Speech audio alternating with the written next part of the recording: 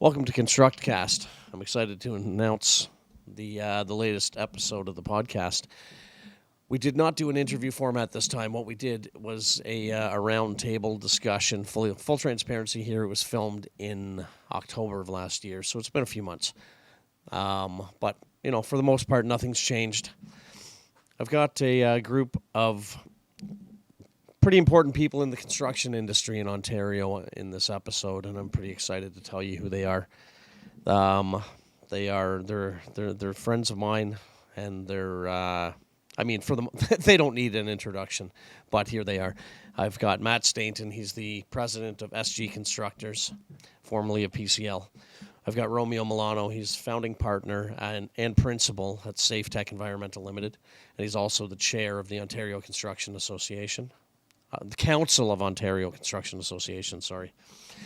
I've got Glenn Ackerley. He's one of the top construction lawyers in the country. He's partner at Weirfolds LLP. Huge part of the Prompt Payment Act, and you'll see in the podcast that it's a big part of the podcast. Craig Lesurf, another great guy, president at Gillum Group. And last but certainly not least, John G. Mollenhauer, president at Toronto Construction Association, TCA, great buddy of mine. We talk about the future of the construction industry, the state of the construction industry, the future of labor in the industry, economy, anything and everything to do with it. And I'd love to get your feedback. Let me know how you feel about it in the comments. Don't forget to like and subscribe, and please do enjoy. So what do you guys think of the current economic state? How do you think it's going to affect the construction industry, like the interest rates and just, I don't want to say recession, but what do you think? What do you think is going to happen? I'm happy to start. Sure. Of course, there are so many things going on at the moment that could have an impact on the construction industry. I can't think I've ever seen as many moving parts it'd be like a broth with a bunch of different medicines. We don't know how they'll combine to ultimately affect the industry, but interest rates have been high for a while, and the plan when they raise interest rates like this is to fight inflation, and that appears to have had little effect. Is that right? You haven't noticed a hold on the big jobs, like the big developers holding on to their money? Well, we'll come back to that. Oh, that's a whole other thing. Okay. I think a lot of big developers hit pause because they believe that prices are a little high and they'll come off, and I don't believe that at all. We'll have that discussion. It won't come back down to pre-COVID But as pricing. it relates to the economy, I think a recession is absolutely imminent, but we have no idea about the severity. It'll depend how long it takes to happen. It could be mild and early, it could be severe and late. Who the hell knows? What we know is that the higher interest rates were originally intended to fight inflation. Sure. And economists are telling us now that higher interest rates may actually create higher inflation, which is a contradiction from basic economics. So the short answer is I have no frickin' idea what effect it will have. I think we are already in some form of recession. I mean, you're talking about the length of it, and I agree with everything you say, except I do believe we're in a form of recession currently. And it's obvious because of stuff being put on pause. We're not having the problems that we had as little as 8 months ago finding staff. Before we couldn't find staff. Now there's lots of supply for us in our industry, in the engineering world, and the salaries aren't as competitive as they were even a year ago. So I think we're already seeing a little bit of that. And recession. you think that is a result of being in some level of recession, or do you think that's a result of the pandemic somewhat coming to an end and things reopening? I don't like using the pandemic as a crutch anymore. I think we've gone beyond it. We have to learn to deal with it, and I think it's a global issue. That it's not North America that's seeing this. It's the whole world that's in the middle of this. We're not seeing the same on staff. Where the staff are still not. They're more available, but they're still hard to come by. Still expensive. Still a commodity. Oh, absolutely. And you talk about inflation. Inflation's not driven necessarily by the basket of goods. It's fuel. Fuel right now is driving our cost and inflation. Sure. It's driving our costs in construction. Everything has to get there. Everybody's trying to put a surcharge on it. Every single thing, it's like 10% more than it should be because of fuel. I see it, people have taken advantage of that excuse for everything to go up because fuel's gone up, whatever, 50% But surcharges since have been around 3 years on fuel ago. forever. They shouldn't be. But it's always The fuel has stabilized in price for a while. It's only recently that they actually went up. They should have just built that into their price, moved on, cost of doing business. There certainly are people taking advantage of it. And Yeah.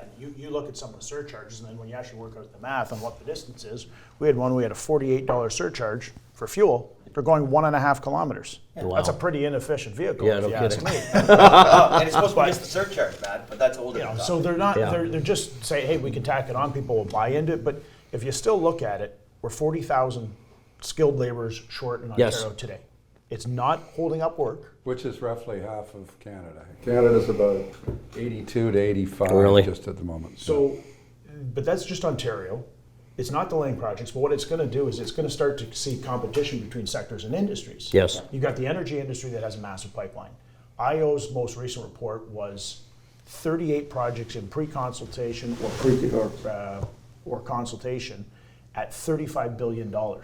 35 mega projects. Yeah, That's so not the little stuff. You've got 4,000 You've of got. Wow. Yeah, there's certainly some of the housing starts are down, but if you look at the stats and the economists out of TD, or even the chief economist from CMHC said that if you look at the 6-month average, while we're down 10% July against June, but if you look at the 6 months average compared to the pre-pandemic levels, we're still up. But we're comparing it to where it was 18 to 24 months ago, when it was crazy. So that was just absolute nuts. And we still sit somewhere in the top 3 in terms of cranes in the city. Yeah. Sorry, we're exactly double in cranes pre-pandemic. So we are. A lot of stuff on the go. Yeah, there are 240 cranes in the report that came out this week from Chicago from that consulting firm. And 240 where? in Toronto, in the Toronto. GTA. Greater Toronto area, not And Ontario. it was 121 was the number they reported pre-pandemic. So Wow. we're talking double. We've heard numbers as high as 259 in Toronto. That's of 400 odd in North America. So we exceed 50%. Wow. So busy market, even with developers hitting pause. Actually, with some of the developers that are hitting pause, that actually could exacerbate some of the issues we're having already, because if they discover that prices aren't going to come down, finally decide that the pro forma works as well as it's ever going to work, hit go, And everybody we're does it at having the all same these time. other projects. Well, Yeah, then you we're see- screwed for labor. Well, and on That's top the of way I see everything it we're anyways. talking about, Yeah. in the public sector, the government's announced a 10-year plan of $184 billion. The 30 you're talking about is what's in the Right now, pipeline today. now, and then there's billions and billions worth of work in the future contemplated in that stream. And to John's point, who's going to do all this? Yeah. Because it may coincide with the private sector, the residential market, also finally picking up after a period of kind of hesitation. Where the people are going to come from to do all this work. So I don't what's know. the They didn't overall hesitate, effect like- of everything starting at the same time? Obviously, labor is going to, because we're already. I'm a partner in a union carpentry scaffold company or construction access company, and we have a hard time finding enough labor. We have to steal from other locals. Or if we have an outside job, we have to move them around. I have a branch in Toronto and in Ottawa. We have to take our Ottawa guys and bring them here often because there's a shortage, and that's at today's construction access. We used to have a lot of labor mobility in Canada. There's essentially none just at the moment. So one's what the else? Rely on the Town. East Coast, the West Coast. What else do you see happening as a result of all of these projects starting at the same time? Because I know we've bid on some really large projects, and in the last 2 years, probably 50% of them have been delayed. I haven't heard about anything being canceled, but delayed. So what do you guys see as other than are we going to have material shortages?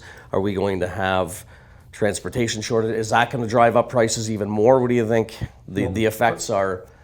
First off, let's address your 50%. Yeah. The remaining 50% that are proceeding are more than any other market in North America by far. The Yeah. 50% that are proceeding. Yeah, So we're already for sure. busy. So if they all kicked in and the 50 was not on hold, we'd be dead in the water. So you know We'd when have- you hear it's we a have good people problem that to don't- have to be too busy, that's not a good problem to have.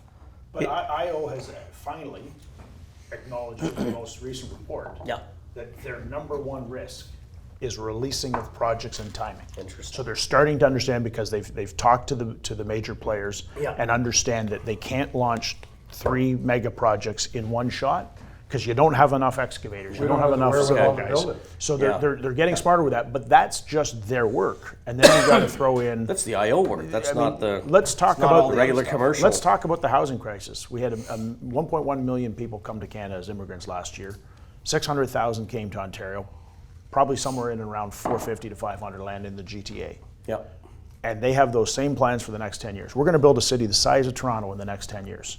So where's that housing come from? Now, right now, you're not seeing a lot of high-rise residential starts as condos because of the interest rates. Yep. But with the federal government taking the HST off, that puts about 4% back into Performa on a project. That's on the rental market. Yes. On the Yeah, I rental. was going to For say rentals. that's going For to be rentals. the rental. Pardon me, It for has. rentals. Yeah. We've So- had 2 come out of our backlog that are starting now.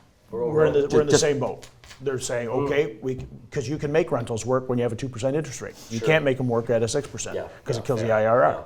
So I think we're going to see the high-rise rental kick back in, and then when you compound that with kids that can't afford a deposit, or it takes 25 years to put together a down payment. Well, that's every kid. They're going to go to Without rent. They're going to experience. rent. They're going to rent. It will be very much like New York. This is a big issue, what you're talking about. I agree with you completely. I don't What know how Matt's my kids talking are gonna buy about, houses unless I right give them a now, giant down payment. right now in Toronto and the GTA, we build, say, 30,000 units. Yeah. Yeah. Most people believe that the supply and demand economics support 60,000 units, minimum. And that's before you account for the labor that we now need. So we've said we've got roughly 82 or 84,000 across Canada short, and that's baby boomers retiring, not being replaced by younger folks coming in. Half of those are in Toronto. So you all of a sudden have 40-odd thousand new workers in Toronto. Right now, pre that 40,000, we could support 60,000 units and only have the wherewithal to build 30. Yeah. So to Matt's point, where do you put, let's say we get the 40,000 we need. There's no homes for them. And they've had this problem. This problem has reared its ugly head with things like the temporary foreign worker program. You know, they tried it in farming. They brought in people, no homes for them. And it fell flat in its face. So housing is huge. It's huge. And the solution to this labor issue that you speak of Yes. is immigration. And Minister Seamus O'Regan is working on it.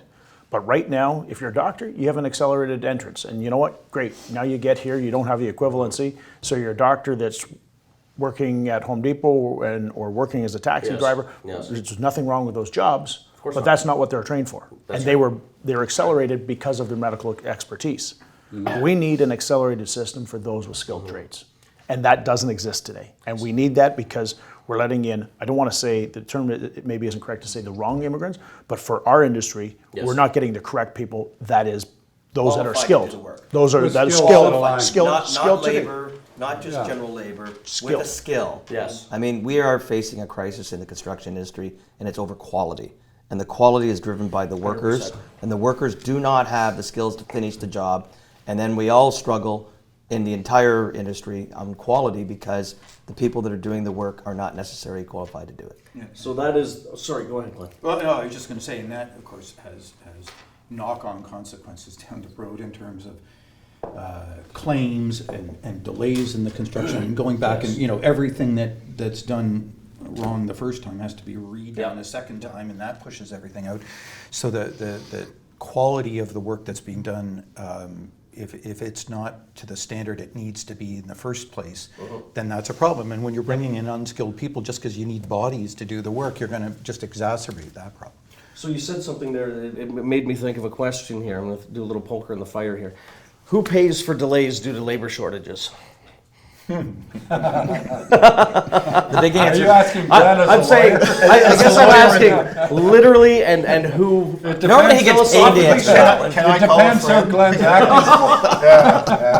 It depends. It That's depends. it. Depends. So we go to law school, and one of the first courses we take is how That was a to long time ago. interact with clients. Yes. And it depends is a whole course, because you have to always have that answer in your back pocket.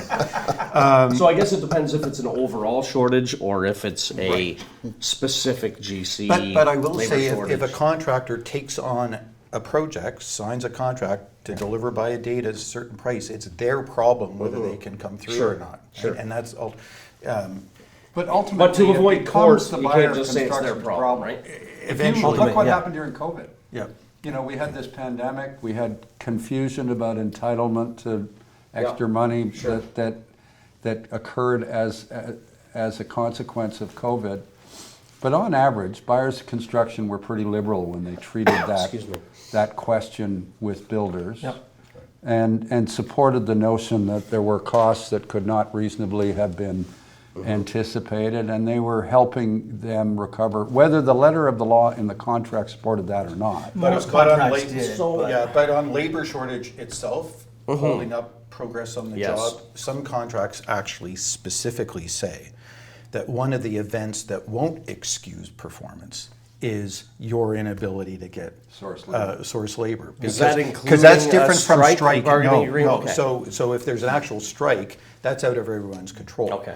But it's sort of thought that the ability to get the workers doing the work on the job site should rest with the contractor, that obligation, and it's not something you get excused from when you have a hard time finding people.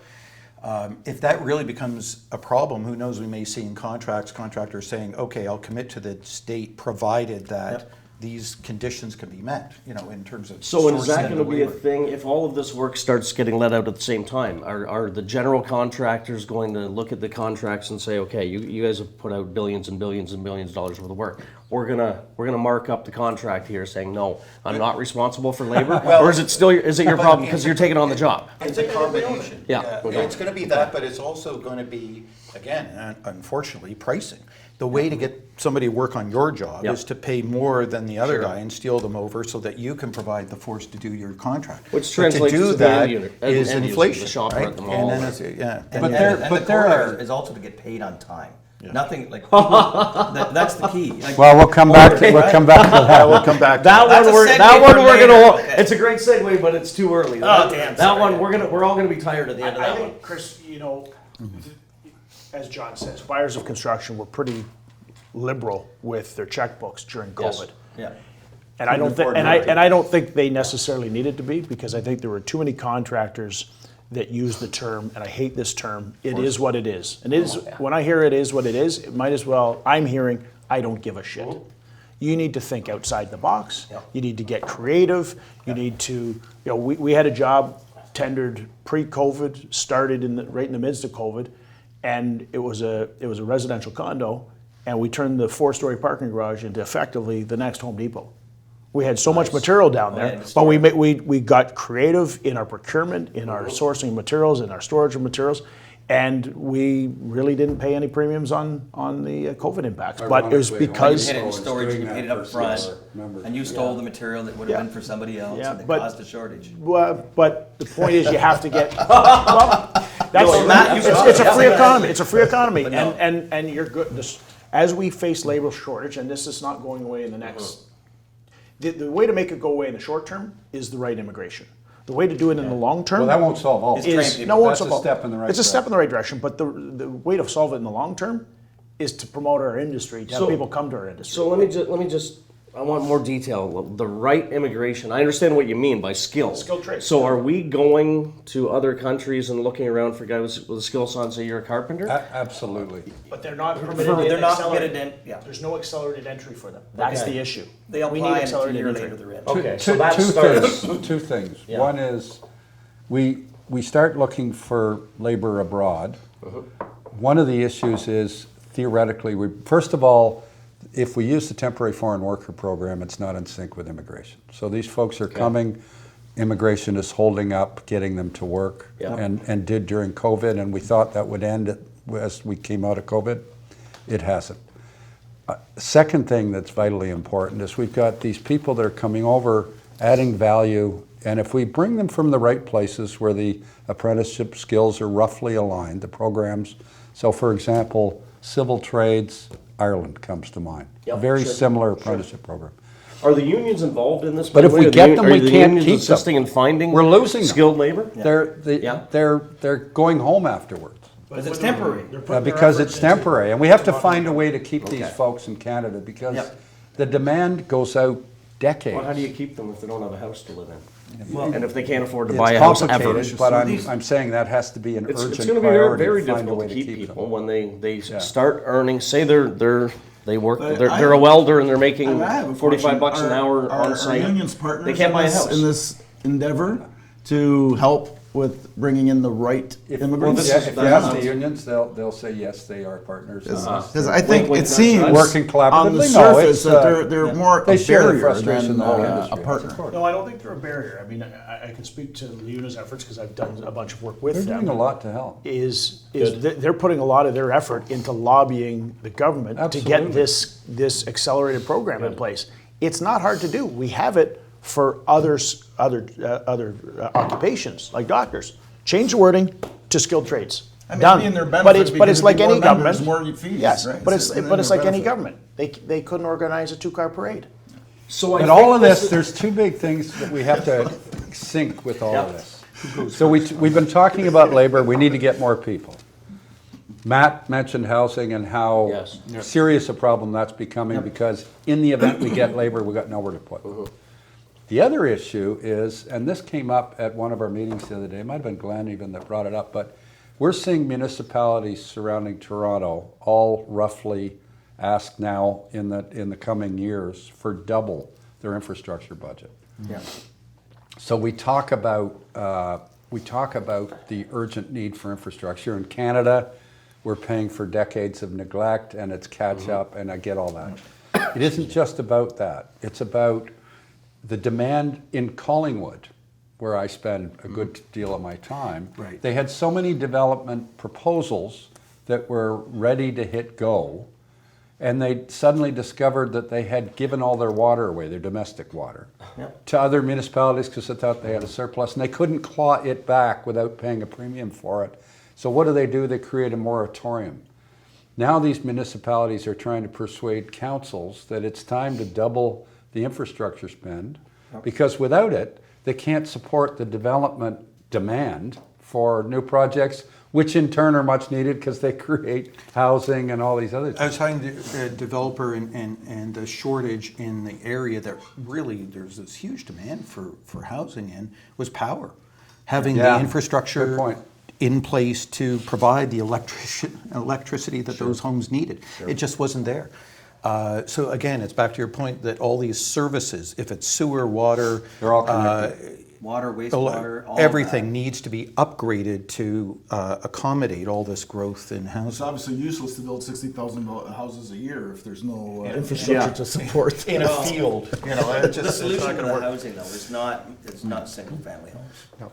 Okay, it's not single family homes because it's, you know, for one, it's the affordability, and two is that it only takes care of a family. That's one person in the construction, maybe two. That's it.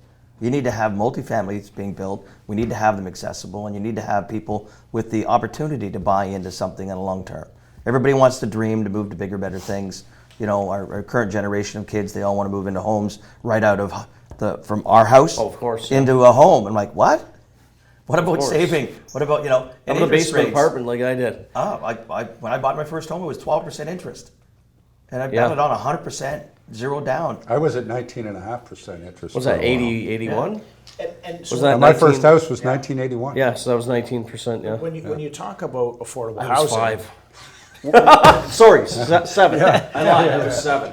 I wasn't even born. Edit that out. I've been saying I've been 40 for a long we have to turn our focus back to the municipalities and the government agencies on this housing, because the amount of costs that they put in front of, on top of the homes is astronomical. If you look at a standard condo in Toronto, the cost is somewhere between 22 and 28% between permit fees, road closures, park dedication fees, development fees, school board fees, private school, Catholic school board fees.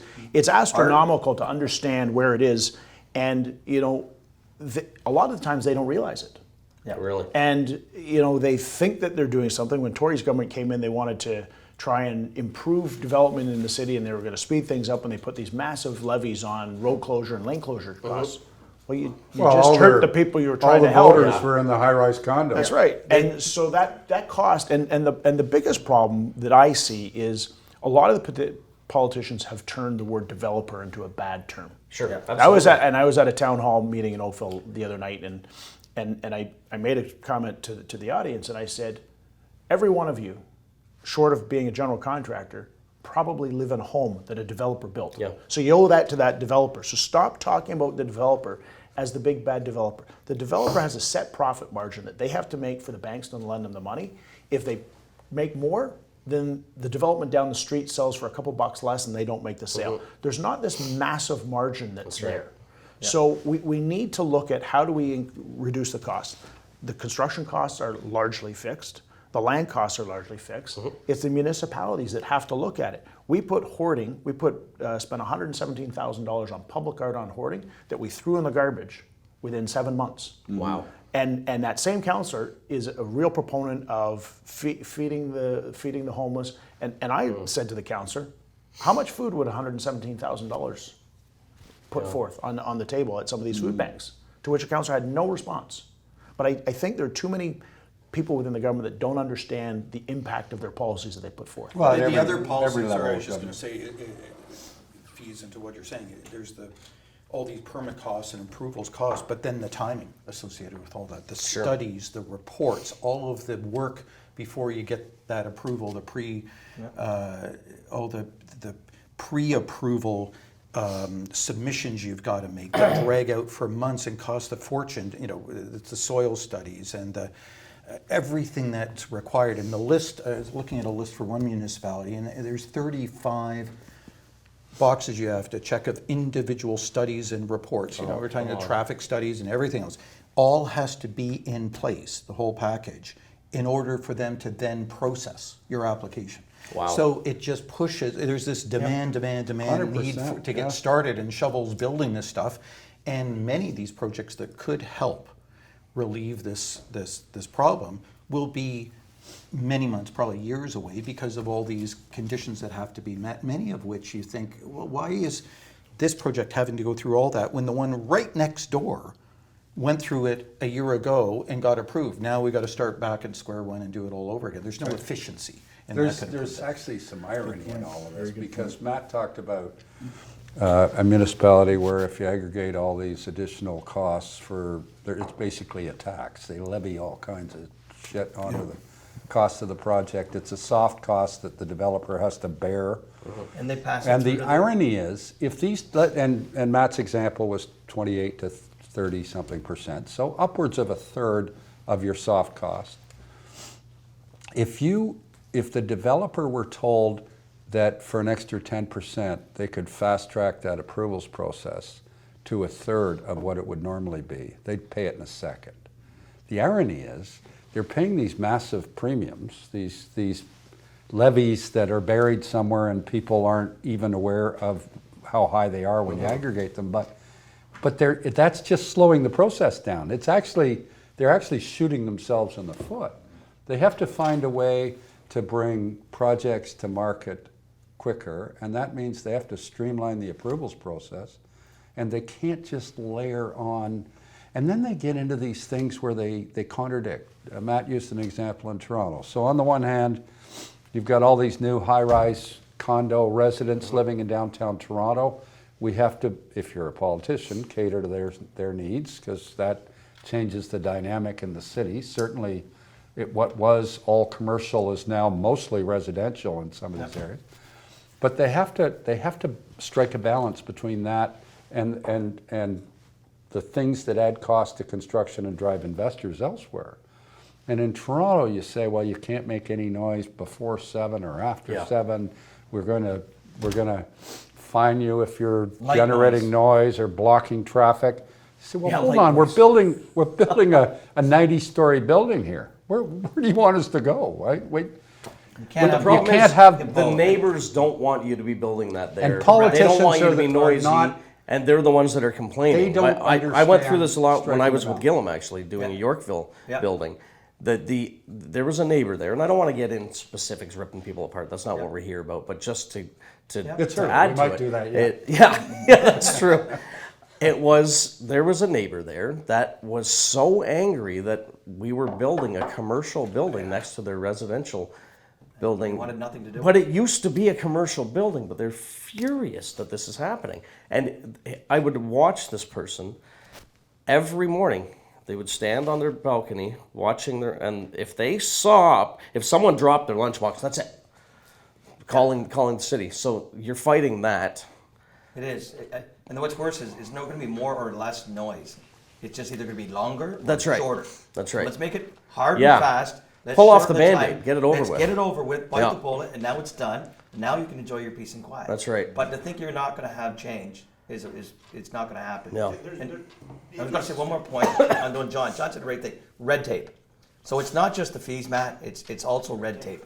I have 3 projects right now stalled because of red tape. Yeah. Whether or not it's a permit, somebody needs to sign something off. You have a sole source utility provider that has interferences. They have to remove those interferences for us to start. And literally, we've had groundbreakings ready, waiting in Terra. Okay, there's only one person that can do the work, and we're done. We're stopped on one, and TTC said it would take 1 year to remove the support line. Right. 1 year. That's sad. In That's what insanity. world That is would that insanity. happen? That's right. No, not in anywhere in Europe would this happen. No. If they had a nice no. storm come They'd be along there and in knock 3 it down, seconds. they'd be right there. Yeah. That's right. It's And then put it back up. and so when I could talk about some of these crazy costs, we're doing a project in Whitby. Mm-hmm. They don't allow tiebacks into the street, into the city streets. But there's no harm, no foul. You're not disturbing like anybody. 20 feet down under the street. Yep. No. Like there's no services there. They just have a policy. We said, well, why not? Well, we don't. And So how do you 2, hold 3 up days your later, case on the I saw them. I saw one of that counselor talking about the need for affordable housing. Well, you just added. Well, we told them you added $150,000 to the cost of that project Yeah. because you wouldn't allow a tieback. That impacts nobody. And right. speed, man. Nobody. And And speed. time. And time. And time. So I mean, that's just because. Just because because. someone at some point probably hit Tieback. hit When they were something. digging it up, yeah. and it cost the then city they went, 20 grand. that's wait, happened- we that's can't allow happened that. many times. But that was 30 years ago, and now they're saying no, but someone told us. Yeah. So rather than revisiting and changing the rules, And that's where we as industry people need to, in the association, need to go lobby and not even lobby, inform these councillors, inform these governments so they can understand the ramifications of their decisions. The other one that I see as really frustrating, when you talk time, and Glenn was talking about it, I think Toronto is now somewhere to shovel on the ground is between 4 and 5 years. It's the worst city in North America. oh my. And you think of the holding cost of that land, which is getting passed on. But what I see happening on a regular basis, there was one in Oakville. The staff report recommended, it was good, it met the OP, everything was good. The services were there was no reason not to. And council voted against it. Staff report voted in favor. So it's gonna hold that project up for 12 to 18 months, however long it takes to get through the land May tribunal. cost 15% more. It'll cost Sure. the residents of than Oakville that, probably another $300,000 to go to the tribunal and fight it. But the document that's going to win it for the developer is the town staff report that says we recommend this. But the problem is politicians love to come election time say, hey, I didn't try and put that big condo beside you. I voted against it, so don't hold that against me. It's the province that do it. And if you look at the number of times that municipalities are turned over at the OLT, it's somewhere between 85 and 90%, which means that the municipalities made the wrong decision 85 to 90% of the time. And that's costing, but then they also talk about affordable.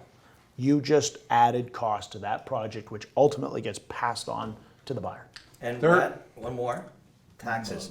They missed out on the revenue on taxes. Anything That's For right. the entire That's duration right. of that. Yeah, that's a good Hundreds of Yeah. thousands of dollars that would have Yeah. gone to the municipality, Yeah. right? A bigger tax base, it would have provided the housing and a bigger tax base, so they could actually lower those charges on other projects.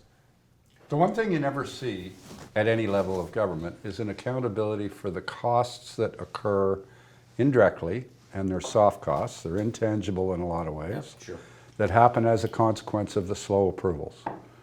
You know, these projects, the dynamics all change. So if you're a developer, you're building a mixed-use project, create a pro forma, some sort of financial forecast, aggregating all the revenue, accounting for everything, aggregating all the cost, looking at your margin, you know, all of those things, and then you see it shrink. You see the market you can't control, which is the selling market, and you're trying to deliver something into a window that may disappear, and it takes 3 years to get an approval.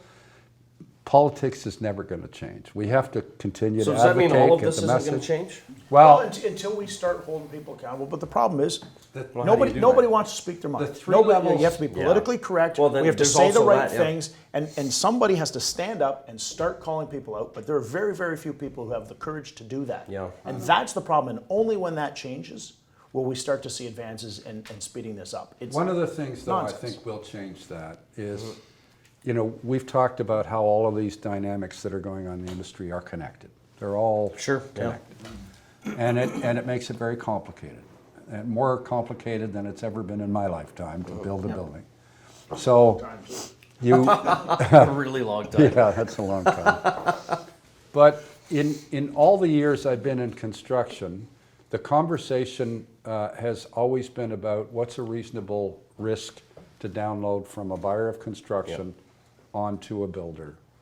And striking again that balance, because during COVID there was some better understanding by a buyer of construction that not everything can be downloaded onto the builder. Maybe they're listening a little more, buyers of construction. Municipal, provincial, and federal governments are massive buyers of construction. We need to have a discussion in these contracts as we're, you know, the new forms of procurement, the collaborative methodologies and all that kind of stuff, bring these things to light. There has to be a balance struck. And if they start to see that what some of the costs that arise as a consequence of slow approvals, as a consequence of some of the demands they have in their projects for things that seem excessive, because now all of a sudden this month's flavor of the month is we've got to get back on the road to net zero, we're going to drive to that, and suddenly we see prices go up suddenly. We've got so many things we're trying to achieve. Every single one of them has a cost. And every single one of them creates a risk that has to be divided in some way between builders and the owner themselves. But isn't it also that when you do bring up these issues, when you bring it to the powers that be that could possibly change this, they've got 100 reasons why they can't make those changes. Well, I'm not saying they're the correct. conversation is better now than it was 10 years ago. Some of them are still sitting at home in their pajamas doing Zoom. Yeah, exactly. That's true. But when you look at some of the government offices, there are a lot of people that are still at home. Somebody has to say, get back. Yeah, that's Well, the that- federal that can't government. be. But it's also, Way it's too late, also starting late. understanding, to John's point, that we're adapting to the procurement rules that would be required, because there's still an obligation to run a competition of some kind among the proponents who are bidding on a public opportunity. But adapting those rules to accommodate the different methods you're talking about that can manage those risks. The problem is, for most procurers, buyers of construction, they have a procurement department that know very well how to run a tender. But what happens there is they design a project, put it out to market, comes way back way higher than they planned. That's right. And the thing freezes because they have to go back to council, get more money, and then redesign, and the whole thing stalls. Rather than bringing somebody on board to help develop the project and end up with something that's viable, they keep bumping into the wall, and this is that's a very problem. much But what it's happens. because of the way historically they always procure projects. Yes. They have to find ways around it, and that's a real Design, challenge. bid, build. Yeah, that's what's known. Any other version of these project delivery models is a new adventure for the purchasing people to go, Yeah. well, how do I pick somebody? I'm used to opening an envelope. Oh, they're low, they That's right, win. yeah. Right? It doesn't That's help easy. that they're all purchasing agents. They know nothing about construction. Well, they have to change the on way they average. procure. There was that study that came out recently where they said if they changed their procurement method in the city of Toronto alone, they could save $300 million. Yeah. So why aren't they looking at these different? And what happens is I've had people, city of Toronto staff, come up to me who are those on the front line of delivery, managing the project, and they say, how is it that we end up with these particular contractors time and time again? Well, the answer is they were low, but then the grief and headaches that some contractors then bring to bear on the projects because it was just about price. That's right. Is a real problem. And then how do you manage that? And what they've come up with as a method, which is swinging the pendulum way too far the other way, is to say, well, if you're in any dispute with us, you're out. That's just right? So they're called reprisal clauses, and those clauses are now endemic. They're everywhere. Yes. But that's taking it too far the other way, because there could be a legitimate dispute going on about payment or whatever. Like not getting paid. Like not getting paid. Which we'll there's come a back bad. to. But there could be something going on. But meanwhile, that by knocking out everybody who's in a dispute with that municipality off the eligible list, you're left with a much smaller pool, and that doesn't help competition either. So the solutions they're finding to deal with problems aren't the effective solutions. This is the problem. I think we have to do a better job as an industry, talking to not just city councilors at the local level. I think we have to get to the staff. The bureaucrats behind it. The guys behind it, they're the decision makers at the end of the day, and they convince the local decision councilors. influencers. Right? Do these ever happen? Do these conversations ever happen with the government? I can answer that Yeah. because I get paid to Like do that. actually though. And the short answer is no, not where- really. No, okay. It's blah blah blah. Yeah, If you're in talking to someone in procurement who is trained in the nuances of construction, then you can have an intelligent conversation with somebody about what it all means and what happens, unintended consequences of things.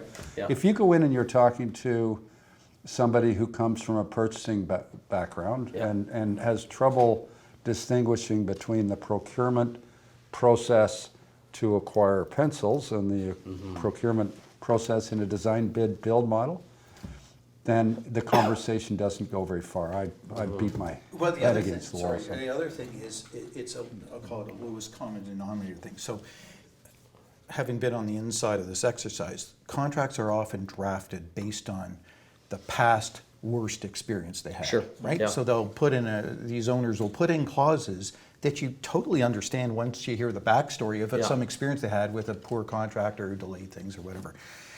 So they put in these extra clauses, but of course, they're trying to attract the good contractors. Yes. And they're saying, come to us, but here's all these clauses that we're going to beat you over the head with.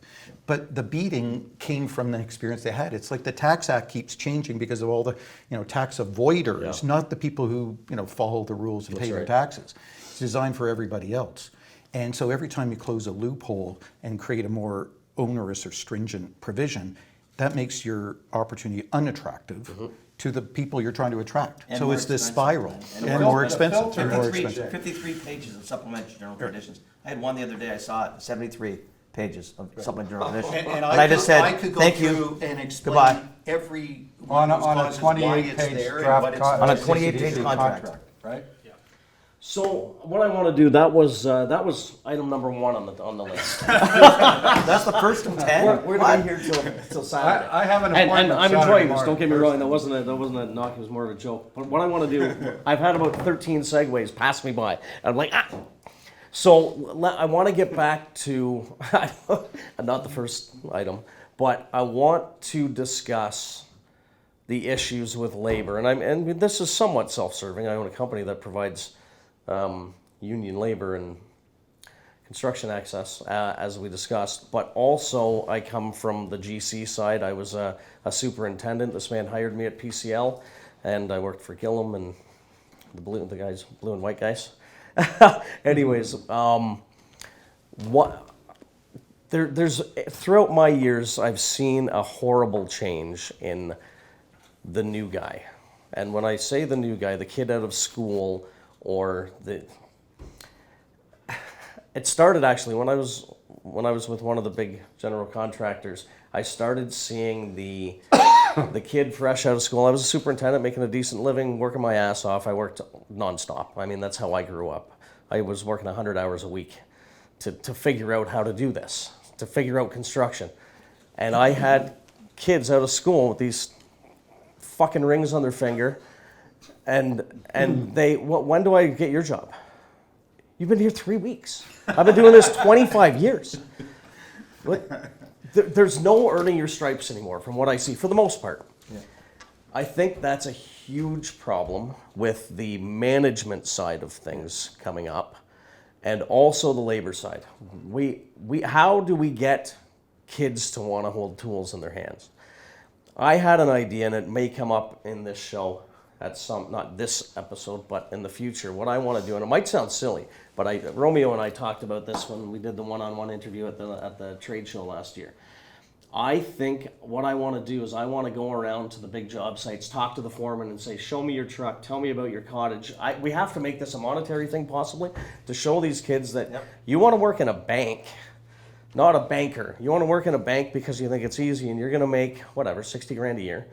You can be a foreman and make 180 grand a year and have all the toys. And I don't want it to be about that, but I think maybe we have to make it about that. Show them what a wonderful living you can make, because they think, ew, I get dirty. But you're making way more money. Before you start into this, because I think you'll get lots of great views, which will be fun, I just want to put some context around it. Yeah. So the labor force in Canada is in the 1,300,000, 1,400,000 range. We've talked about the fact that we have baby boomers retiring. Yep. We're not bringing in new recruits in quickly enough. And the current shortfall across Canada is in the 82 or 3,000 range. So is Roughly, that's overall? Is that union and non-union? Union and non-union. Okay. And by the way, that doesn't include office staff unless it's supers and project engineers. It doesn't include, typically doesn't include estimators and labor. It's pure Craft labor. project-related labor. The forecast, and I'm on the advisory, I just was on with them last week for BuildForce. The old construction sector council in Ottawa are as good as anybody, probably the best at forecasting what the labor market looks like. You know, anything we get from Statistics Canada is outdated. Their forecast is that we will have something in the order of a shortfall before the end of the decade of 300,000. Okay. So we What's talk their about solution? 80,000. They're not providing solutions. They're providing context. And so my point is that this labor crisis will continue to grow in severity for the balance of the decade. And I only bring that up to reinforce your point. Okay, so let me ask you guys, for one, why? It's parents. Yeah. Parents, Yeah. guidance counselors, and teachers. Okay. American General Contractors did a study that I worked with them on probably 15, 20 years ago. And they said kids did not know what they want to do, Yeah. but by grade 3, they know what they don't want to do, Sure. and it's construction. Because do your homework or you're going to be digging a ditch. There's so much negative So you can just stereotype stigmatize to it, around the construction sector and a lack of general knowledge about what the pay is, what the various, I mean, does anybody, would the average parent or guidance counselor know what a risk manager is? No. Or a No. BIM modeler is? So there are a lot of different opportunities there To plug in. that it's just not getting there. There was a terrible show on TV called Joe Dirt, and it was a guy, it was pre The Bachelor, and it was a dating type of show. Yeah. And the guy was done as a post. I saw it. But they represented him as So he was the as construction guy. as a heavy equipment operator, but he turned out to also be a model for some underwear company. But it made for good TV, but it was not great. The other guy that I have an issue with, and I think he's gotten better on it, is Mike Holmes. Because Mike Holmes goes in and he shows these terrible, terrible contractors that have made a disaster of somebody's home, and he comes in and solves it. Absolutely, that's out there. There's always a rotten apple in the bunch. Yeah. But that's not the norm. So we have a terrible reputation within parents, schools, teachers, and a general ignorance, not in a negative way, but in the fact that they just don't understand what the opportunities are, what the salaries are, and we need to change that. And I didn't either until I was in it, and that's when I went, oh wow. So there's a future in So this. to your point is the kid that comes in and wants your job Yeah. 3 weeks in, we might not be getting the best of the overall pool. Yes. There's a school of thought that says the best of the overall pool of today's youth go to be a doctor or a lawyer or an accountant or whatever it might be. brightest and, minds. Yeah, that's right. Yeah. And then we end up with the Leftovers. dregs. Yeah. And there's some really good people there. Oh, There's good people absolutely, there. yeah. But that's the problem that we face is that people aren't looking at construction as our first choice career. So how do we We how have do we to change that? educate them. We have to Yeah, do but how? things. Well, how? I took that safety's an issue. You know, may talk about why are people saying don't go in construction? Well, it's not safe. It makes for good news when something goes wrong. Mm-hmm. But in the last 5 years, the construction industry has actually beats the norm for lost time injuries Yeah. than every single sector. But that's boring news. It's boring. They Yeah. don't talk about Yeah, that. but it's They want to important. talk about It is. how It a is, crane for sure. collapsed or something else happened or somebody fell off a roof or somebody else did something. They want to talk about that. So you have to make a difference. And so the only way to do it out is go out and educate people and show that it's a safe profession. Is there to a be in. general The pool? key component is the parents, because Yeah, no, you're right. Ministry You're of right, yeah. Labor, through one of their programs, have been going throughout the Are you province. talking provincial? Yeah, Monty? provincial. They were going around the province setting up these expos for Yeah. construction. Very well attended by kids, very poorly attended by Yeah. parents. So Yeah, those are good too. right, they're fantastic, but the parents need to get the buy-in, and so it's got to be a grassroots thing, or you got to go in at the grade school. Is there a construction industry pool of a fund somewhere that can pay for advertising to make this public knowledge? But like real advertising, not We, not on the back of a magazine in a dentist's office. in Ontario, if you look at Canada, Ontario is more fractured in terms of, say, reading from one song sheet. We've got more associations by far than the rest of Canada. But if we are combined. all going to suffer from the same shortages, We should be Then we all need to get aggregating together and- yeah. and We need to do it solve We need to solve do it the together. shortage. But I the- think it's but a there's a really couple of if things- you can find a way to get that message to both the kid and the parent. You're 100% right, Matt. If you can show that it is a very safe industry to work in, that satisfies the parent, and also you can make a hell of a living. And if you want to be a plumber, you only have to work 4 days a week. You know what I mean? And you can change, and that's the people don't realize is that most business owners in construction started on the trade. on the trade. I swept floors They moved on, into on it. interior demolition jobs when I was 17, and now it's construction's done pretty One well of the for me. things we don't have in our industry, and I think it may be among the most important important decisions we could make. We're having this conversation with the ministry about education, and that's adding shop back in at a young age, so that kids actually enjoy working with their hands. They'll look at it very differently. Do you really think having shop class in high Yes, I do. school 100%. is going to make it fun? Because I'll tell you why I'm asking that question. Shop, and when I went to high school, if you went to shop class, you were the slower, you weren't that bright, you weren't in advanced physics and math like I was. You were I'm going not to talking shop about class. shop as an option. I'm talking about everybody takes exposure. shop. Everybody. They're talking about making it mandatory that Well, you have what- to take one course. And I'll give you an example. What Because kind, why it what's makes a shop? difference. Like, are you like? Is it going to be an industry specific, like a trade? You're picking Build up a things trade? with your hands. No, it could be automotive. It could be the traditional one Okay. that you're thinking about, carpentry. But I'll give you an example where I think it does make an example. So I had my daughter's hockey team. Yep. So there were 20 girls. Yep. Come out to Leuna's training center Oh, for nice. a morning to kind of understand what it's about. And there was a ton of moaning and groaning. Yeah. Kids, some of the parents, and they got to ride a mini excavator. They got to go on a scissor lift, and there was not one complaint by the end.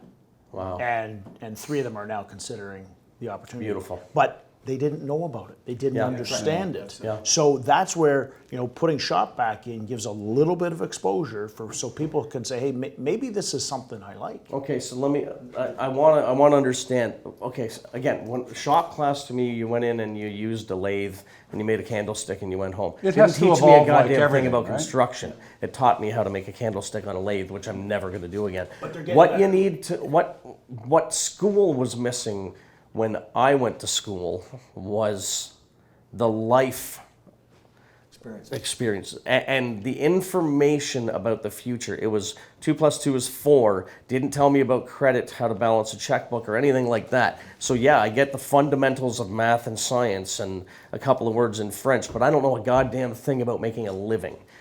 If you're going to show a kid how to use a lathe and make a candlestick, that doesn't teach him construction. You need someone in there that's No, going but to we're say, not, let me we're not finish. talking about You- training you- them for construction. No, We're you just ha- keeping that window open so that Yeah. they don't, as Matt says, by the time they're grade 3 or grade 4, saying, well, I know I don't want to be in construction. Yeah. Why? Basing it on what? At least let them work with their hands a little bit, because Yeah, some will no, find that they're quite good But at I that want to take and it they one enjoy step it. further. That why can't we educate at a younger level that construction isn't bad? And I'm not saying don't do the shop class, but it's got to be more than that. All it of has to be. We have to remove this stigma about the construction industry for one. We have to give all of the things that we said people are missing. How do we get that out there? And again, this is something I'm feel very passionate about, because I think this industry is in very deep trouble moving forward. And I love this industry. It's given me my whole life. I want there to be a future. And if that means I have to take my time, because I have a lot more free time now and I want to do something with it. How do I get the word out there? I mean, I'll do this show and I'll spend a fortune on promoting it so everyone hears it and sees it. But I want to do these interviews with foremen to show, but how do I get it out there? And obviously I can't do it alone. How do we make guidance it? counselors. Yeah. It has to be the guidance counselors, and then there has to be a kit to go home to kids. I've got one. It has moderate success. So currently we run a digital ad on an outdoor media board. Okay. So I talk to kids about construction. And I've had probably 36 calls on Why that. are you paying for that? This is what I'm saying. Why can't there be Somebody a has to. fund? The problem but is- why doesn't someone go to Gillum and go everywhere and say, okay, We do. give us a couple Let of. me okay. give you an example. This is what I'm asking. Who's doing So this? TCA had And why don't I something see it? dating way back. They had something called Speakers Bureau. Okay. They would get practitioners out to schools to talk about what a great career choice construction was and Yeah. why. Opportunities abound, the pay is good, all of those things. That's sort of an obsolete methodology. absolutely Because you is. can't get Now out it's to social media. classrooms now, and Yep. you're not going to go out for 15 kids. You need 100, right, to do I think I something. just figured it out. It's going to be a TikTok thing. Number two. It's going to be showing But Kris- my cars and showing the foremen's Yeah. giant trucks and their cottages. That's what's going to do it. So what That's we what's gonna did do it. next, the by the way, we Yeah. did just that. We did just that. Okay. We created something new, and we invested at TCA a couple of $100,000 at least, maybe 300,000 over the course of a bunch of years. All 4 of these guys are on the TCA board, so they're familiar with the order of magnitude of cost. The problem was, and it was called Think Construction. It talked about the fact that there were jobs in the construction sector that aligned with your aptitudes and skills. It talked about the money that was to be made in some of these Yeah. jobs. An electrician's got a cottage at 26 years old. Yeah. An engineer doesn't have one till they're 38. That's right. That's right. You know, it And that's kind of exactly my talked point. about all those things, so it said all the right things. We tried to go to other associations and sort of bring the province together on that Yeah. message. Work collaboratively with one song sheet, as then we're all in sync. It's a nearly impossible job to do, and that's the industry has to pony up and speak collective. They've got to aggregate their message, Yeah. and they don't. And then you push it out to try to advocate for all these things and help people understand it, so that the ministries are supporting that. They're pushing it into the curriculum. They're getting a message that's going to teachers, they're sharing with the kids, they're sending it home to the parents. Even the message, we created 2, one for young children who are in those early formative years trying to decide whether they're going to write construction off as I don't want to do that, and one for kids in high school that are now getting closer to decision day to say, we got to bring this back as an option for you. Have you forgotten how well you can do? Well, there's there one are other thing that jobs needs to- here. You can't get a job in a bank. Jobs opportunities abound. The parents need to understand that you think there's a housing shortage now. Yeah, true. Imagine when there's no more construction workers. And that supply and demand, your townhouse that's $1 million now, It's gone up. it's going to be $2 million, not the one you own, the one your kids are going to want to buy. And that's it. Like, this is their future that you're That's right. preventing them from That's right. realizing on by keeping them out of what's necessary. So There's 2 points that I've been banging on the table for a lot of years on. Yeah. Why is there no Ministry of Construction? We're the second largest industry in the country.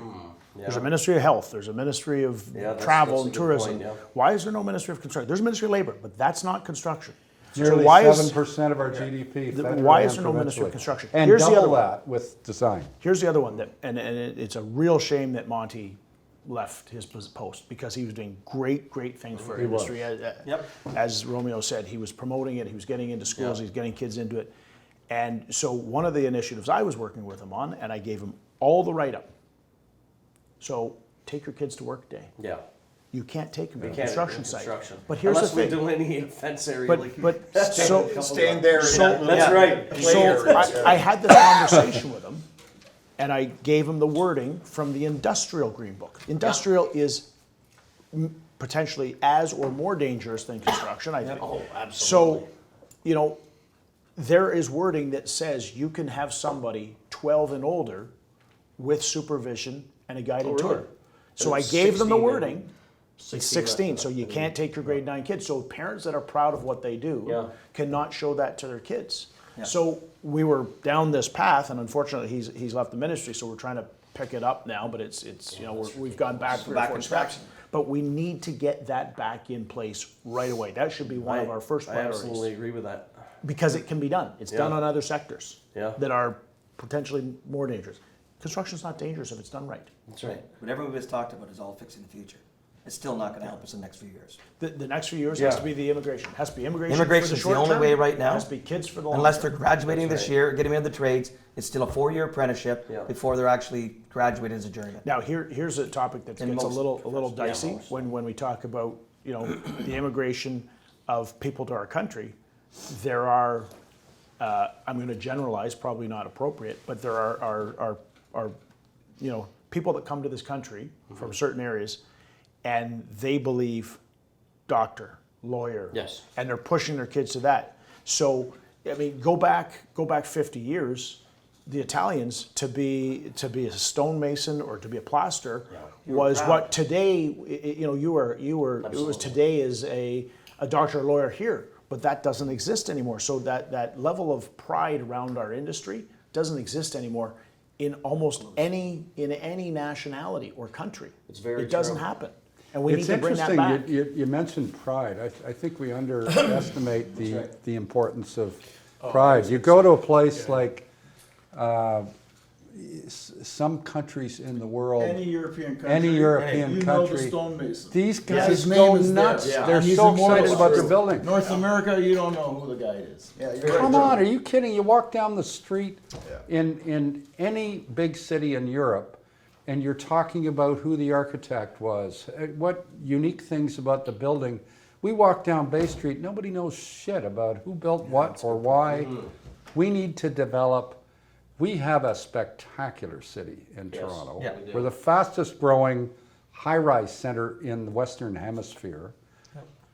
We're building 90-plus story buildings in Toronto.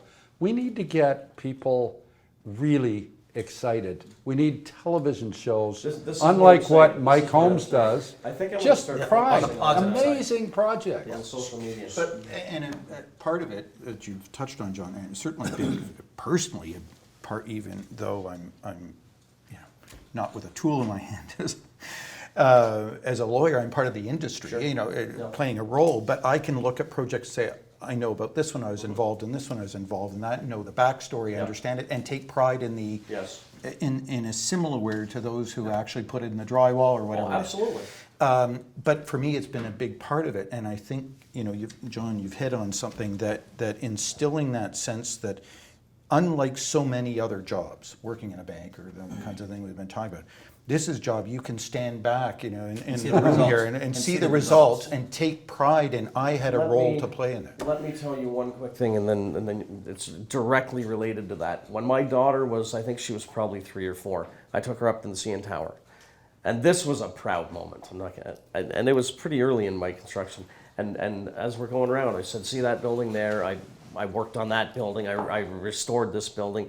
And I was just pointing out projects, or my friend built that building. And when I turned around, this sounds like bullshit, but I swear to you, there were several people that were listening and watching. And my daughter was in awe. I mean, probably not, she didn't fully understand. But it was more the other people were like, wow, I can't believe you did that. And then now when I look, like I've done a couple of $1 billion worth of work, and I have a hard time finding a street where it didn't work on a job. Yep. So you're absolutely right. And I'm proud as hell.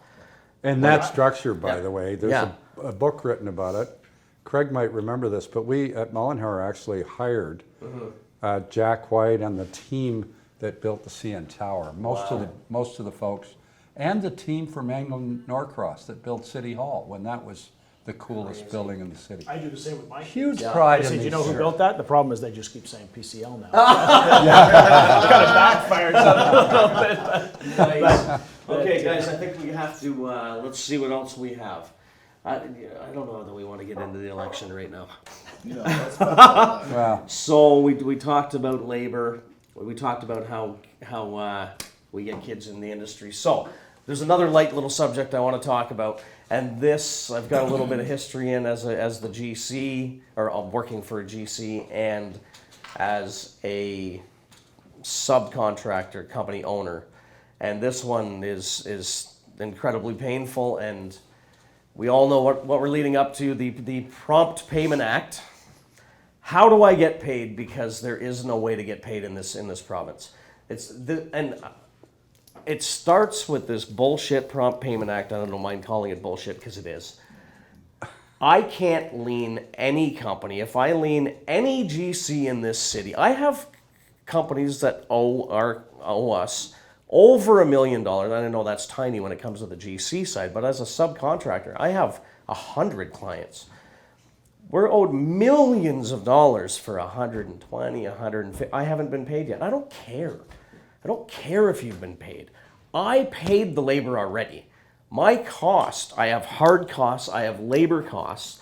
I paid it. How do I carry my cash flow? No one cares. Who's causing this? And explain to me how the Prompt Payment Act helps.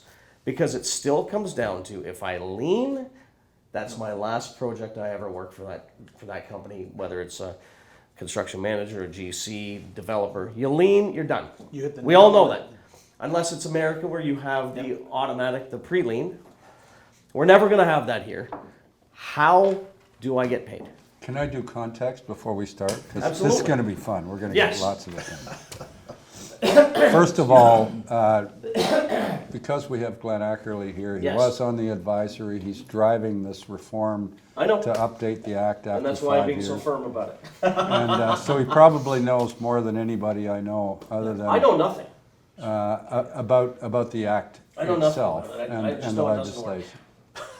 And also, Romeo is Sorry, Glenn. chair of the board Yep. of the Council of Ontario Construction well Associations, aware.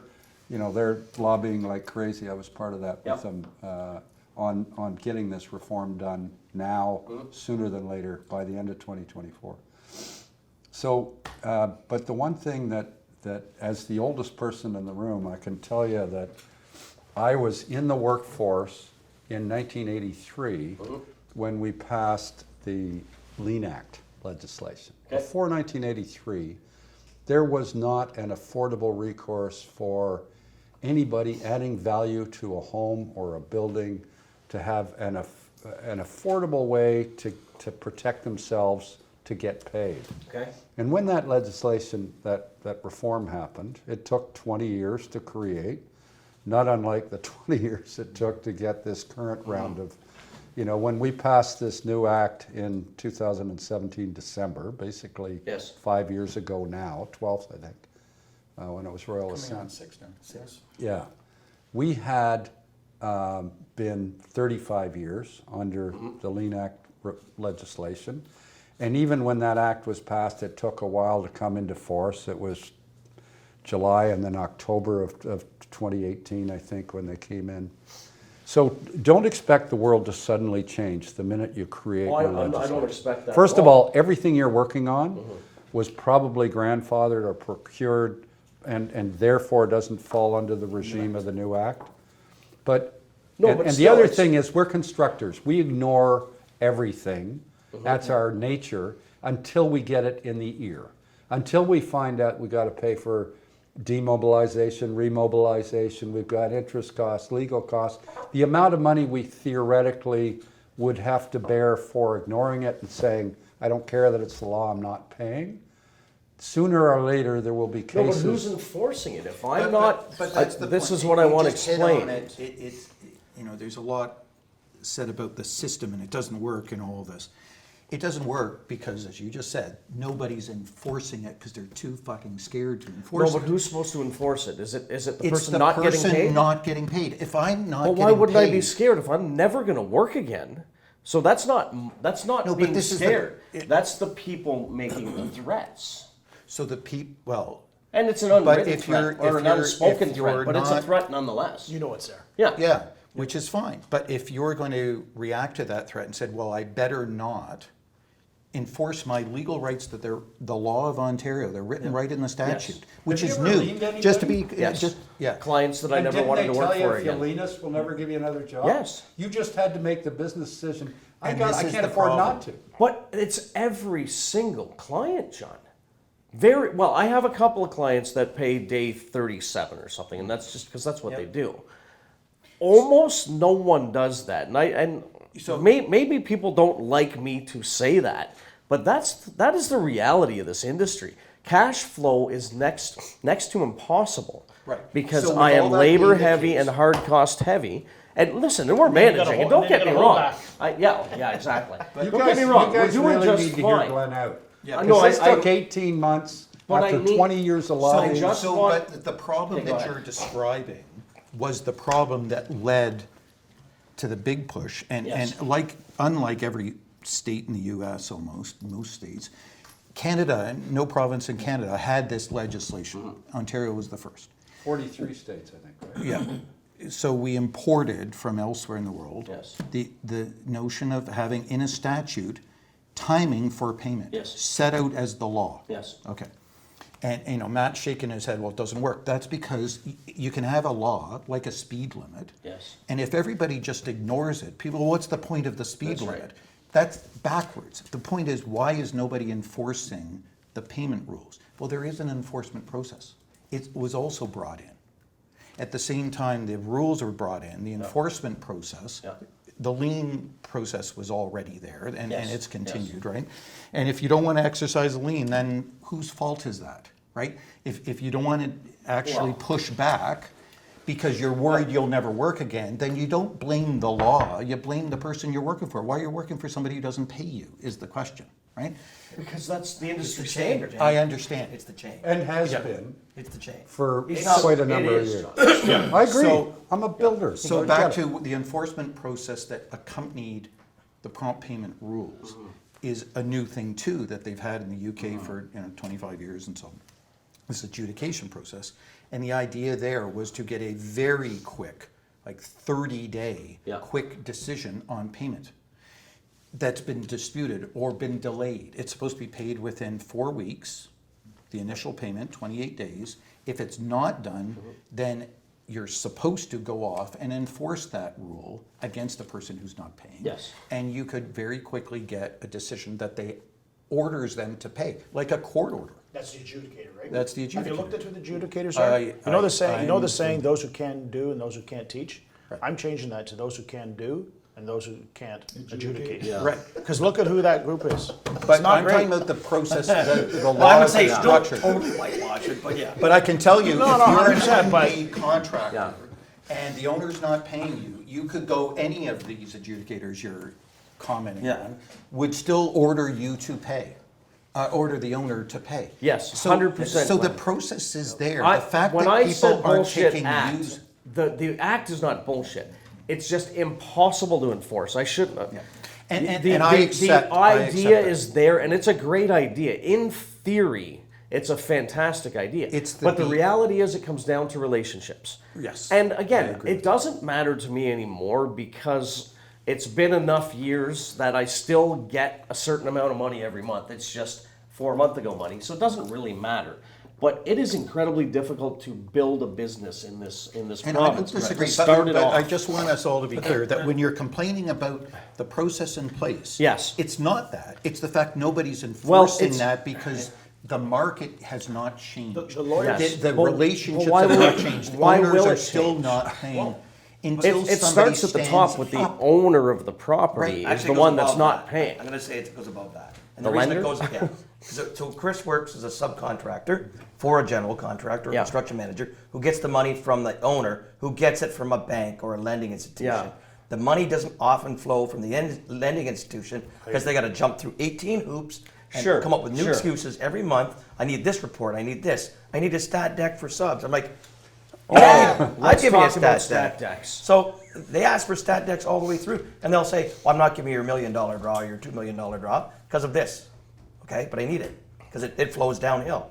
And you said earlier, Kris, you said, why would we, like we're contracted with you. Yeah, yeah. But why would I pay out money for you that I haven't yet got? We're not a Well, bank. I'll tell you why. If And I I'm did that playing devil's across the advocate here, board, I'll tell you why. I would be bankrupt Craig, let's in no, 2 months. But But hold on. Why am I the only one that has to pay out without getting paid? You're not. I did We also pay. invested in staff. We also invested in labor. Our money's out. No, but it's the Kris, subcontractor is the labor-heavy side of the I don't project. disagree. And I mean, I know you guys margins are- and your self-perform margins are way slightly. So different you than know what the ours. law says, of course. Kris, in this case?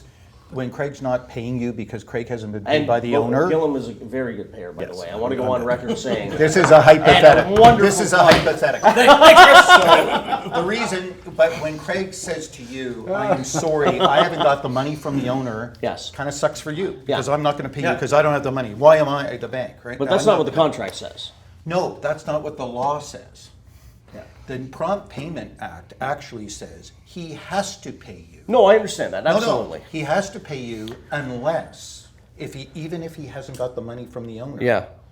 Unless he says, hold on, I'm going to go chase the owner for the money. Right. You're And treated- that's the part that where it all falls apart because the GCs have a relationship with the owner, just what you're talking about, and don't want to ruffle feathers. Like the fact you're getting Yeah. screwed over and not getting paid doesn't seem to, because to push back and actually demand payment seems to be a thing Well, they where don't want else to do. does this work in This the is world? the problem. If I don't pay for my car because I didn't get my paycheck yet, the bank says, I don't care. Give me the car, or the car dealership. Give me the car back. Understood. There is nowhere else in the world where you can just say, I know I said I'd give you money, you did your part, and I do have the money, but it's not that money.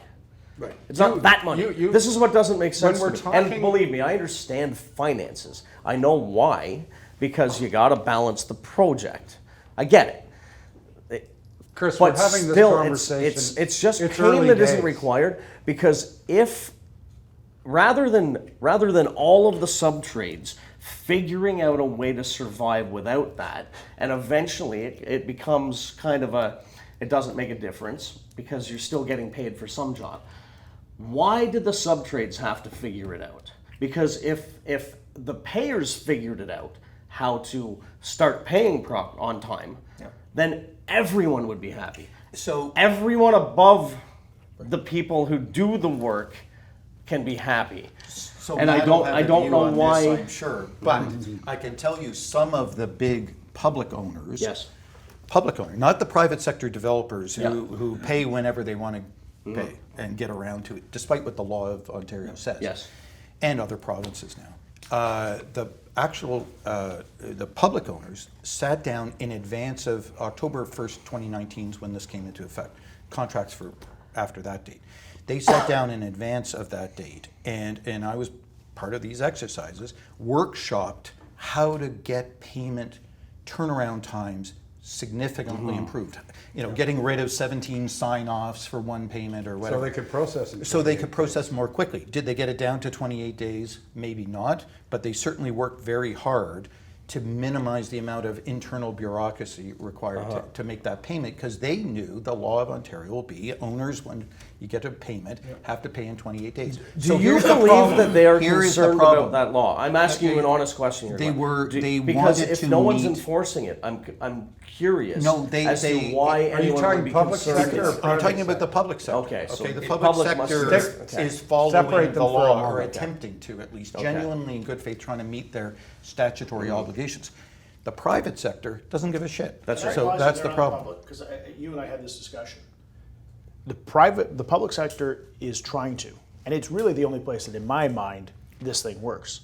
But then the minute that you If create, you're leaning, create you're done. an adjudication or anything like that, and you look at, you and I spoke about the city of Burlington, you now can't bid on their next job. So you're removed from one as a law. pre-qualified. I mentioned You earlier no these longer reprisal pre-qualify clauses. if you're in a lien. Yep. Yeah. Okay. So If you're in a lien, but not an adjudication. So No, you have no, a you statute- can give a notification of a potential intent to lien, and you're now not allowed to bid on anything. On the Not a lien lien, side, not a but not- dispute. Not a lien. So here's the problem, back to that because Matt's absolutely right. Those municipalities I spoke of earlier that have this policy that if you're in a dispute with us, you're off our Reprisal bidders Oh, there's list. a bunch of them, I know. Yeah, it's broad enough to capture anything, including the statutory obligation on the part of a general contractor to bring an adjudication against that owner to avoid paying a sub. Otherwise, you'd have to pay them. To Including- avoid paying them because the owner owes you money. and Including isn't a paying. dispute that arises because they haven't paid their bill. Yes. Yes. Yep. And so this is the They can problem. be- So I know. how about that? So that's where we're There's at. a whole bunch of insanity. irony So right there. municipalities are trying to honor their payment terms, but if they don't, and a GC has to take them to adjudication to get an order that they do, they say, well, now you can't work on our jobs anymore. And you could be bidding a job. Yeah. We don't generally build them. It's So, pretty- so I think a perspective on this is that a bunch of lawyers are sitting in a room putting this together for utopia. I don't work in utopia. Absolutely. Listen, the solution has to start somewhere, and I believe it has. Yeah. But as long as there's human beings operating this system, there's a real good chance it's going to come down to if you do it. You're right. And it's No question. I'm pretty sure that's Maybe illegal. so- Let me Same thing. tell you what. But who would use a sub-trade that has taken them But to court, Chris, even take- if they're take a 100% page- at fault? We're early days with new legislation in Ontario and in Canada. Yeah. As Glenn says, Ontario was the first jurisdiction Sure. in Canada Yeah. to introduce in December of 2017 an act that leads to prompt payment and Yeah. adjudication. Real-time dispute resolution. It's a good thing on paper. So we can Absolutely. talk about later. Absolutely. I agree We with can that. talk I about agree with later whether or not, how long it will take for that to get traction. But two things. The first is, remember that when we introduced the Lien Act, and you build a home for a guy and he says, I'm not paying shit, I don't like your work. Yeah. You could put a lien on the house and make sure you got paid. An affordable recourse. It took years for that to really happen. Yeah. But it's an invaluable tool. I believe that this legislation that occurred on December 12th, 2017, over time, will become a massive game Yeah. changer. And the other thing too that's happened in the last 5 years, I'll just mention this too, because it's part of the exercise to make it work better. Like any software program, you program it, you get it out in the market, and then people are saying, yeah, but there's this bug and this needs fixing and there's this conflict and or whatever it is, and you need an upgrade, right? Update the program. That's what's going on right now. Yeah. Over the last year, we've been looking at the current act and what's not working in it, not in terms of enforcement or balking it, taking advantage of what the rules actually say, but the rules themselves need to be improved on.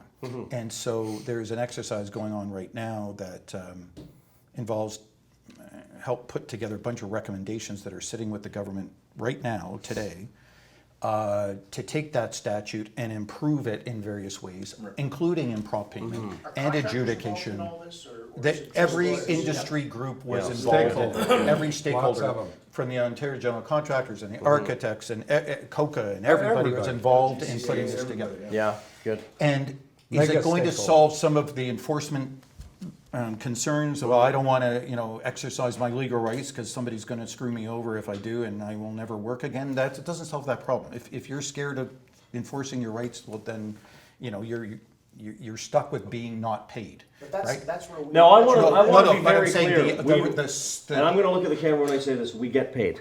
And I love all my clients. We do get paid. We've never not been paid. I want to be very clear. And also, the opinion of this gentleman does not reflect Summit Access Solutions. But John, to your point, you said, the Lean Act got passed, when you were a child in 1942 or whatever. But for whatever that date is, the Lean Act still allowed you to lien when you didn't get paid. We've just put new terms around it called Prompt Payment Act, with this. It's a pre-step. It was the same thing. It just didn't have those fancy words in it. You had to bring lawyers in to bring the fancy words forth. So why, if it didn't work since 1946 when you were a child, will this work in a couple of years? My wife calls me negative. I call productive paranoia. So I'll tell you what happened. So the lien process that from the last century that we were hearing about, it actually was working for a while. It got traction. People were concerned about liens. They might pay because of that. And lien period, of course, had been adjusted at the time, too, to make it more practical. Then over time, again, if the courts are clogged up, it takes forever, that there's delays in enforcing those rights. People know that and they game it and they don't have to pay, because if you're going to lien, well, it's going to take forever before you can bring that claim forward. So this is an alternative, a new solution that's brought to kind of overcome the delays in the other process and speed it up. But again, if nobody uses it, what's the point? But you work with a But lot of at least municipalities. is it. So what do they say when you say to them, okay, we're working on this prompt payment, they're going to prepare their steps, and you say, oh, by the way, you have a reprisal clause. Are you going to get rid of that? What do they say to that? Or you don't want to bring that up? Oh, no, we're having that conversation, and you're No, right. when It's you were in bad. those meetings in 2019, did you bring that up? Because the answer is no. They didn't look at that because people didn't connect the dots that were connected Yeah, here exactly. between It took us a while to a figure it out. reprisal clause and the statutory right to adjudicate. Now, I've raised So it those are the several two cars times. that they in the parade that they can't organize? I mean, reprisal clause, new lien act? I mean, how can you talk about one without talking about the other? Matt, it's silliness. There's no question that's true. If there's anybody who ends up listening to this, who finds themselves out of the running for a bid because they exercise their statutory right, almost obligation to adjudicate. They're no longer able to bid. No, you get told. He's talking No, municipal. you absolutely. municipal, okay. Yeah, I'm just saying, somebody finds themselves in that position. It will be very interesting. There's never been a case. Okay. That's a court case Yeah. where somebody has been disqualified from bidding because they took the municipality on under this new statute for adjudication. They adjudicate against the municipality. I don't know how a municipality would justify when the statute says these are the every party They'd be in a called to dispute account is eventually.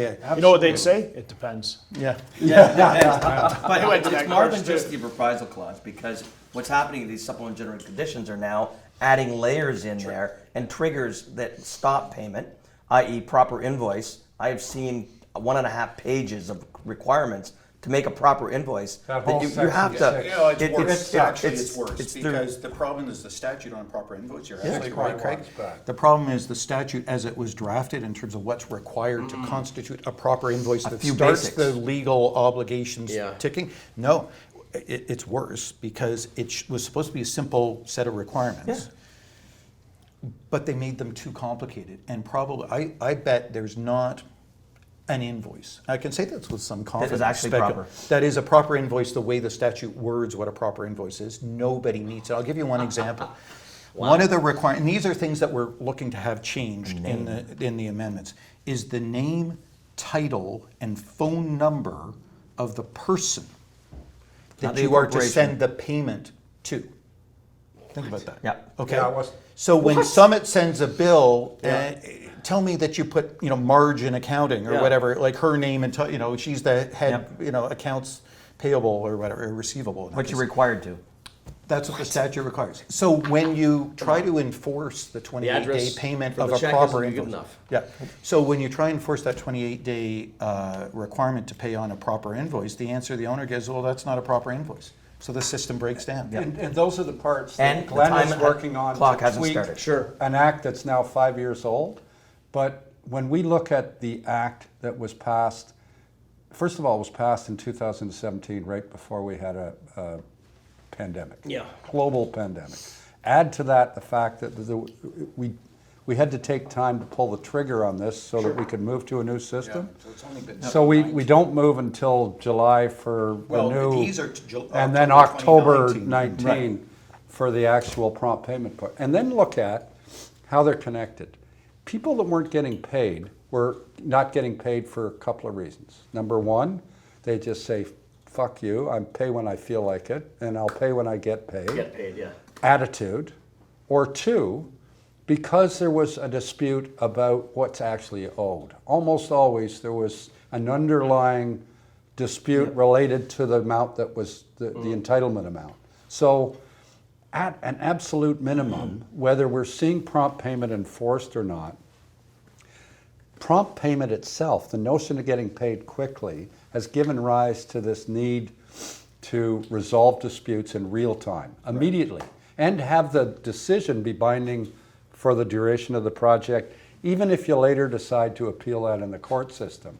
So are these things a good thing? We had a situation in the old legislation where, for example, the holdback, there was no requirement to actually pay the holdback. It was a trust. It said may. Yeah. But it didn't, so are these things of resolving disputes in real time, of finding legal ways with teeth to create prompter payment, are they vital? Were they worth, and don't tell me they're not, because it's 20 years of hard work to get to it. I didn't do it that long, but there were a lot of bright minds that worked their asses off for 20 years to make that happen. There were, what Bruce and Sharon did with the help of 13 and later, 17 advisors, was hard work for 18 months. That all culminated in this thing. So everything you're working on right now was probably procured before prompt payment. I wanna throw It's out probably grandfathered even Yeah, if it's it's not procured the old later. act, that's So why you're it's not talking about anything I that's have a happened solution, by the way. Okay. And this is an honest solution. This actually could work. If the powers that be wanted a solution, you often on bigger projects, you have a payment certifier. That payment certifier looks at some stat decks. So you said you paid it, yeah, okay, and it's notarized. If the payment certifier checked as a third-party payment certifier on almost an anonymous way, ask the trades. And I know that may even be worse, because then if it's stat deck says they were paid and they weren't. But if it became normal process that the payment certifier just simply had a generic email, did you receive your July draw? And it went out to every trade. This didn't go to the developer or the GC. This stayed in the third-party certifier's Interesting. realm. It's a yes or no. Yes, no. And if that became standard, that happened on every construction job, that would very quickly clean this up. Because it's The other thing, Pardon? sorry, that would Not happen. so sure it would. why?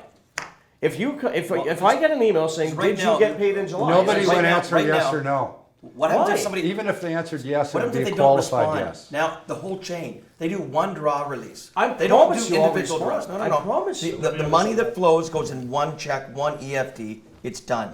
That money then gets dispersed, and then it gets dispersed downstream. You're talking about the people at the end controlling the source.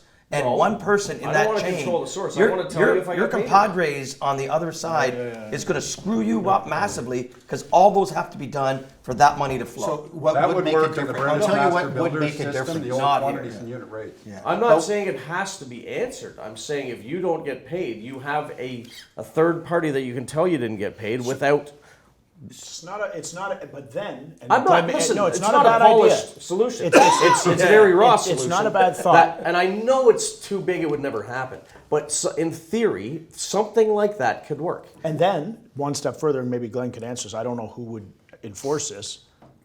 Whoever signed that stat deck needs to go away for the 6 month, which was what the penalty is. 6 months in jail. Has that ever happened? Probably not. Has anyone But actually who looked would into enforce a that? stat Who would deck? enforce that? Because maybe But then that's it's what's not. It's this. If you make a statement under oath that's a lie, it To a has notary that works for you. consequences. It has consequences later when the party that you were lying about sues you, and it ends up having a role to play in the subsequent lawsuit. Otherwise, It's it's piece of It's a evidence. 6 month sentence. But I have a notary. Pay my bills. I have Summit has a notary. That we but notarize stuff. Let me. It's too Let easy. me respond this way. What you're talking about, though, is information, right? Information Yes, flow that's about right. the status of payments up and down the street. Yes.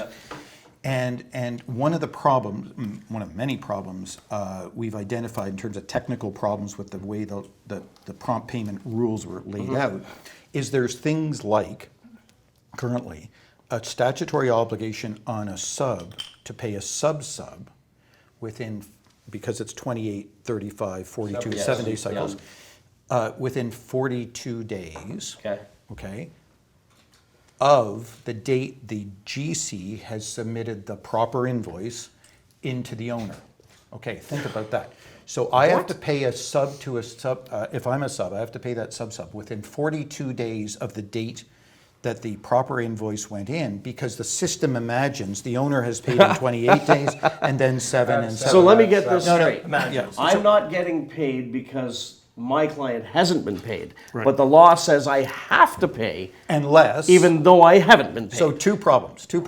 Interesting. One is the date, that 42 date start date, Yeah. like when you start counting Yeah. 42 days, is a date you have no idea of. Because there's nothing in the statute that says that the GC That's has a very to good tell you, positively tell you, the date I've submitted the invoice. And that the invoice was a proper invoice. Well, right? so Actually that's start one clock. problem. Okay, one problem is you have to do something starting on a date that you don't know because you haven't been told. So again, it's information. So one of the recommendations would be obviously that there's some means by which you're told the date the GC submitted the invoice. Because we can all take out a calendar and count 28 days. The other thing that would do is put the entire project participants on notice that owner's clock is ticking. Yes. Because that's the other problem is, as between the owner and the GC, things are going on that the people downstream don't know about, right? So the second thing I was going to say, so there's technical problems with the wording. The second thing, though, is what would really help, and this was discussed in these meetings that led up to it, but it doesn't exist today, but with technology and all that, it'll improve, is project-specific portals, I'll call them, or sites, where every time a proper invoice is submitted, ding, you get a notification as a sub-trade. Yeah. Okay, it's gone in, good. And then ding, 28 days have been paid, or I've received and payment, those apps or whatever. exist now, they're just not required. Anyway, all the notices of default, the submissions to adjudication, all of that gets posted so everybody knows what's going on the job site. It would make a world of difference, because right now things can be happening kind of between individual parties that affect the other parties downstream, but they don't know it. They can ask about it. There's a section in the statute that allows you to ask for that information, but then that takes weeks to get an answer. So there's no real-time information sharing. That would help what you're talking about. Sure. So in terms of payment, you say, oh, the invoice has gone in. Okay, I should get my payment. And the day after you don't get it, what the hell's going on? I should have been paid by now. Yeah. And people can start to communicate more about payment. And Glenn, we should talk about that, because I think you need some more perspective about what actually happens with a GC in putting together a billing, like a CM billing, that is literally paper that is 3 inches thick, that the owner asks for the timesheets to back up the invoice. Yeah, that's right. That's on That's it. right, yeah. And I'm missing a timesheet.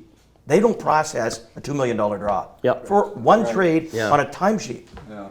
And that's what happens is they've made it almost impossible for us to meet that criteria. And then they go, well, you haven't got a proper invoice. So that date sometimes is 25 days into the month, because you've jumped through 100 hoops, and they say, here's 10 things you need to fix. You fix the 10 things, and then they go, here's 5 more. So And then doesn't if it it's all 5, boil down they do it on to purpose. people are finding ways, right from the top, people are Yep. finding ways to delay payment. Sure it is. Because the longer the money's in their account, the more interest they make. And Or it's not in their account. isn't it that simple? great. It's human nature. Or they're It's not, not. they're not spending interest. That's it. Yeah. It's not in their Well, account. I'm sure some I have mean, I don't their sit on own, payments. but yeah. You don't sit on payments? Yeah, because you can't. I try and Yeah. rush them out the door. Chris and I had this discussion. He We thought did. that perhaps there were some, and maybe there are, I'm sure there may be, some Yep. GCs that sit on it to try and generate interest. And I said, from my perspective, Is it, that was where I am my, now, where I was, that's not the MO. That's well, not that the- is But a I'm- fairly common belief in the Yep, construction sure it is. world that the bigger GCs, absolutely. if they do 10 billion a year in work, so if they are invoicing, 5 days of Just- interest on that is just- huge. it's enormous. Chris, just for the record, GCs used to probably see that as a relatively significant source of revenue Yeah. generation from a project with a skinny margin. It was a way Sure. to beef it up. Yeah. Yep. Not so much anymore. Okay. For the same reason you as a trade say, I used to make all kinds of money every time there was a scope change and I Yeah. could process a Yeah. change order. And now you're going, you know what? I don't I don't want want any goddamn Yeah. changes." Oh, for sure.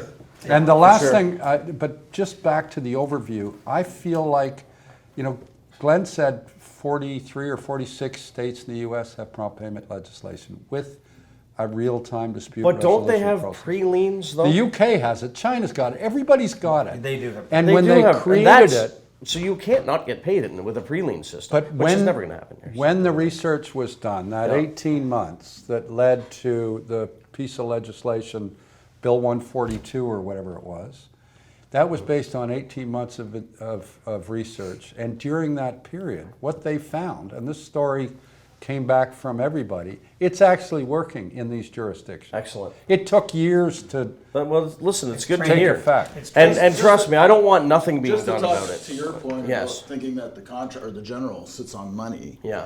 Isn't that breach of trust if they do that, Glenn?